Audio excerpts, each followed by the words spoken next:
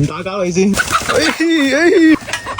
好食可以退啊！啱啱10零分鐘之前佢仲喺出邊跑緊，依家就已經變成咁樣啦，絕對係毋庸置疑。今日呢一碟係15蚊，15蚊30，滿4碟90蚊，全部手工製造嘅點心。大家好啊！返廣州嘅路上呢，咁我哋就路過博羅。咁喺博羅除咗有遍地嘅農莊之外呢，仲有各種各樣嘅接地氣嘅早茶。咁我哋今日喺博羅只做2件事：飲個靚靚嘅早茶，同埋食個農莊。返廣州，我哋 Let's go！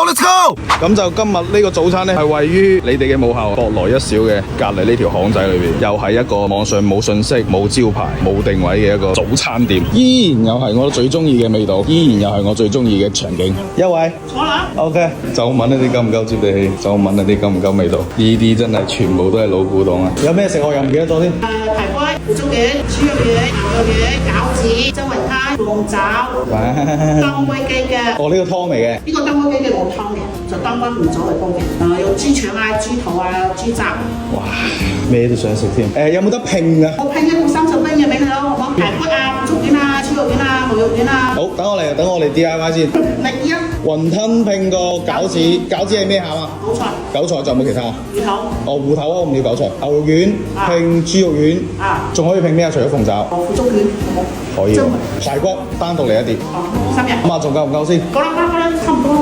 唔想帶住遺憾離開。誇張，唔得喎。炒多個豬雜啊！炒多個豬雜4樣嘅喎。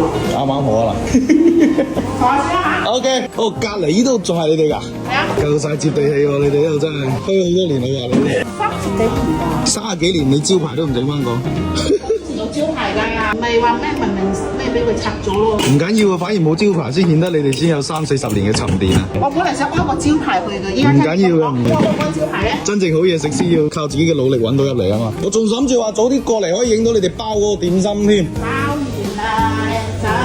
必須要坐喺呢啲巷仔裏邊食下今日呢個早茶，將我哋嘅接地氣風格貫徹到底。夠晒未得？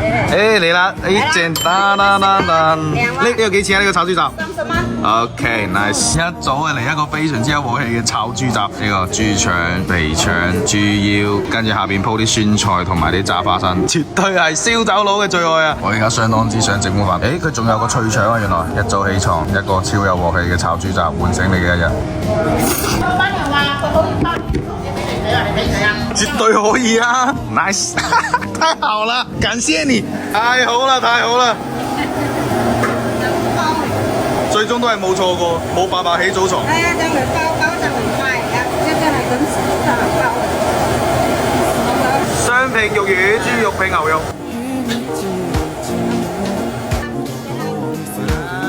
OK， 出去等你。靚晒。雙拼、三拼齊晒。呢一個三拼係幾錢啊15蚊。15蚊。咁呢個雙拼咧？一樣15蚊。呢個咧30。OK， 記住啦，牛肉丸拼豬肉丸、腐竹丸。雙拼嘅就係蒸雲吞同埋蒸呢個芋頭餃，抹咗層豉油，放咗啲蒜頭。反正無論你係雙拼定係三拼，都係15蚊。跟住單點嘅話，我記得係12蚊，依然顏值色水，非常之開胃下飯嘅30蚊嘅蒸排骨，直接開煲。嚟食佢！擺試下依啱啱包嘅呢個腐竹卷先，再嚟廿米度嘅排骨汁，即刻靚仔晒，塗咗層油。再嚟整個排骨。呢啲排骨同我阿媽整嘅真係可以講接近一樣，就係多咗幾粒呢啲辣椒。每一粒我都想攞過嚟呢度沖個涼轉個圈。再嚟一個香菇餃，呢個 size 啱啱好啊，一啖2、3隻，超滿足。蒸雲吞，佢呢個雲吞皮同呢個餃子皮又係唔同嘅喎，覺得佢近似一個乾蒸燒賣，嗰種紙皮燒賣。再嚟個飲滿豉汁嘅炒豬雜，絕對係碟滿巴符，香上加香啊！你睇下，哇！嚟排骨，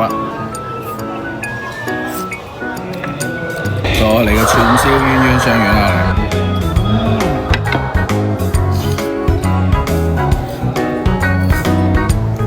單萬組真係，與其講佢呢個係雲吞嘅話，我覺得佢更加之似嗰個紙皮燒賣啊！同我以往食開嗰啲雲吞皮真係非常之唔同，超薄。挑戰一啖3隻，過癮又滿足。呢個回彈都係。Thank you。you，感謝我們隊友投來的維他奶，太關鍵啦！呢一個維他奶真係。輕輕鬆鬆又一餐嚟自博羅嘅人情味早茶。咁今日呢間檔嘅味道嚟講呢，蒸嘅，我個人覺得係應該口味係偏淡嘅，可能亦都係因為嚟幫襯呢邊嘅街坊呢，都係啲上咗年紀啲叔叔阿姨，盡量都係想保持呢個清淡啲，口味唔好咁重。除咗佢呢個炒豬雜，因為佢呢個炒豬雜我係覺得佢係專門為嗰啲燒酒佬服務嘅定製嘅一道菜。咁今日呢一間店俾到我嘅感覺就係非常之有兒時回憶，堅持用手工製造嘅點心，最緊要係價錢相當之親民，已經係食一間少一間啦。大家有嚟到博羅真係都可以感受一下博羅早上嘅人情味煙火氣。今日博羅嘅早茶先到呢度，咁我哋晏少少順路翻廣州，經過羅浮山，我哋再揾個地方食隻窯雞翻廣州。晏啲再見，埋單埋單90蚊。噔噔噔噔。少講，直接喺度撈機，依然久違又熟悉嘅呢啲石仔嘅路啊，太熟悉嘅味道啦！又嚟到我最中意嘅呢啲捐窿捐罅，非常之原生態嘅飯店。今晚要食嘅應該唔係你，因為你仲未長大，長大咗先食你啦，唔緊要嘅，我哋大個仔先。一陣又可以嚟老細呢個小天地後花園同嗰啲走地雞玩下啦，睇下今日邊一隻係我嘅窯雞目標先，你小心啲啊！到啦！如果我話一位嘅話，有冇得食啊？有得食。你個窯雞幾錢啊？98。一間出去捉啊嘛？羊豆腐都好靚。羊豆腐係咯，我見好多人點羊豆腐喎，呢度。多個羊豆腐啊，鐵板牛仔骨啦。好靚仔喎，老細你。濕咗平時係靚仔嘅。依家都唔差。而家倒咗啦，而家都茶嘅，呢啲雞骨草茶。你煮啊？咩都係冇啊，一條龍服務。咁我陪下你先。正，真係一條龍服務。好搞笑啊！呢個場面，呢啲大鮮雞嚟嘛？呢啲係鮮雞點樣賣啊？200幾。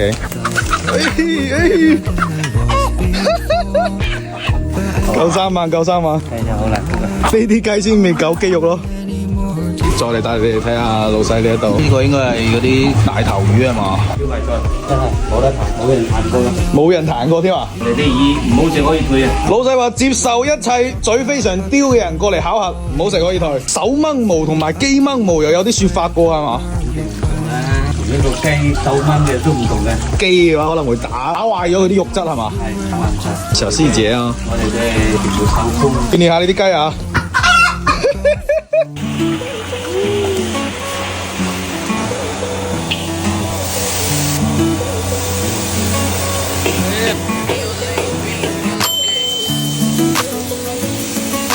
鐵板燒牛仔骨，我冇記錯嘅話，應該係58蚊。真係香，跟住啲香氣泡出嚟啊！咁樣整法真係好難唔整兩碗飯嘅喎。最新鮮、最和味、味道口感最佳嘅狀態，你哋先嚟。真係亂到一個唔注意嘅話入呢個喉嚨度啦。肉眼見到嘅鮮嫩，再嚟撒啲我唔係咁中意嘅綠色嘅葱。平民中花。老細話佢得個招牌客家釀豆腐，38蚊，千唔好理啦，每一嚿最佳狀態、最正嘅時機擺入你哋嘅口度，聽滑捋捋白雪雪啊！有少少甜味嘅，最後非常之似食咗一嚿煎過嘅豆腐花。得啦，老細呼叫我啦，即刻嚟做個 massage 先。要成隻上啊！喂，淋完呢個汁先，自己搣好似會 fit 啲喎，係嘛？自己搣好啲啊，真係。依家已經好正啦，哇 ！bling bling 閃閃發光啊！啱啱10零分鐘之前佢仲喺出邊跑緊，依家就已經變成咁樣啦。我只可以講聲對唔住，但係你真係好好食。98蚊一隻博羅窯雞，直接殘暴咁撕開隻最靚嘅雞髀位。喂！坐熱都抵擋唔住，最新鮮滾熱辣呢隻靚靚嘅雞翼你哋食先，已經搖到嗰個皮非常之焦香啦。嚟，屏幕前面嘅你哋先食。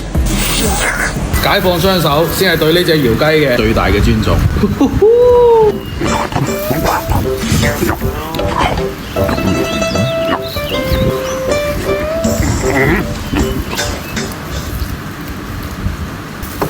再嚟第二隻髀，你睇下啲汁水，呢隻髀一定要撕靚啲。但凡呢隻雞新鮮呢，你點樣搖佢，點樣整佢都係好食嘅，絕對係毋庸質疑。唔好食唔收錢啊，老細話。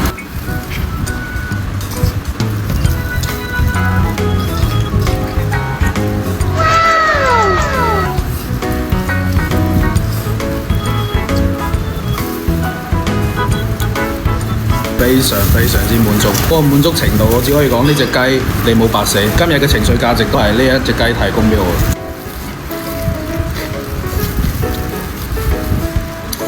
老細，你呢個調味料裏邊應該有放咗好多沙薑係咪啊？我覺得沙薑配雞永遠都係一個非常之唔錯嘅搭配。依隻雞翼搖到好似隻蜜汁雞翼咁啊，焦香。呢隻雞今日絕對係死而無憾，就問你哋呢層雞皮有冇光嚟犧牲？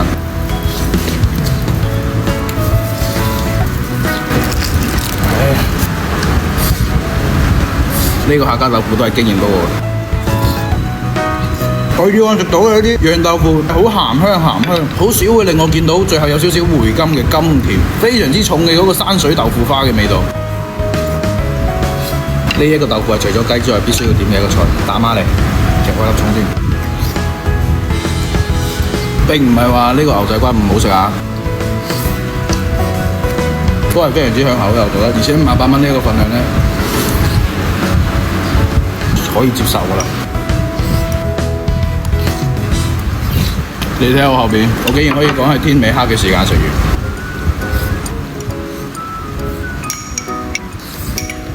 今日呢一餐食咗成隻雞就要降低碳水啦，以往都係2碗起步嘅，今日1碗就得啦。咁喺博羅同埋羅浮山呢一帶咧，都係遍佈各種各樣嘅農莊，所以今日我選擇呢一檔咧，係因為佢喺羅浮山呢一帶咧，相對嚟講比較冇咁商業化嘅。有時人多嘅話咧，我唔敢保證老細佢真係可以聽你哋講你指邊隻捉邊隻，但係可以保證嘅就真係現場喺後邊捉，現場殺，新鮮滾熱辣，最佳嘅狀態送入到你哋個口度。埋單啊，老細！